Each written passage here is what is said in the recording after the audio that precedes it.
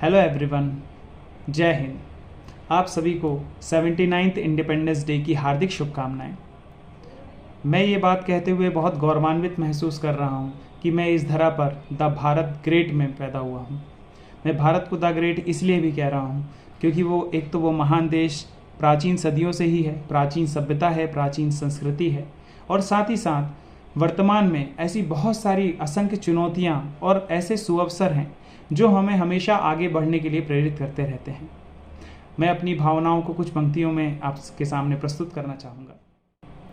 मुक्त गगन है, मुक्त पवन है, सांस है गर्भीली, लांग दे लंबी सदियों को हुई श्रृंखला ढीली, उठ गरजते और बल खाते विजय भारतवर्ष, नक्षत्रों पर बैठे पूर्वज माप रहे उत्कर्ष, ब्रिटिश राज टुकड़े टुकड़े हैं क्या समाज को भय, उठ के मसल दे शिथिल रूढ़ियां तेरी आज विजय, तोड़ अमीरों के मंसूबे गिनना दिनों की घड़ियां, बुला रही तुझे देश की कोटि कोटि झोपड़ियां, हो हमारे हाथों कोटि कोटि जयमाला, मस्तक पर दायित्व हृदय पर वज्र और रगों में हो ज्वाला, 146 करोड़ धड़ों पर गर्वित उठे तने हैं ये सिर, तुम संकेत करो कि हथेली पर सत सत है हाजिर।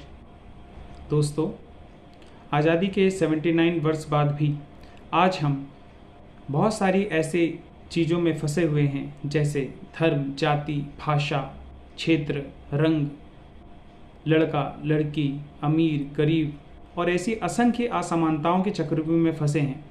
और यदि हमें इन चक्रव्यूह से बाहर निकलना है तो हमें समावेशी सतत विकास करते हुए विश्व गुरु की राह की ओर बढ़ते हुए हमें आधुनिक युग के साथ तालमेल बैठाना होगा।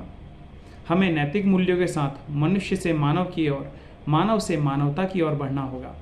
इसलिए दोस्तों, politics and religions are absolute, the time has come for science and spirituality.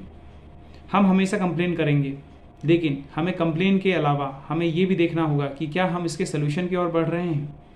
एक अच्छे लोकतंत्र की निशानी है कि आलोचनाएं समालोचनाओं में होनी चाहिए। समालोचना होने से कुछ नई बातों का पता चलता है और गलतियों में सुधार होता है। जय हिंद।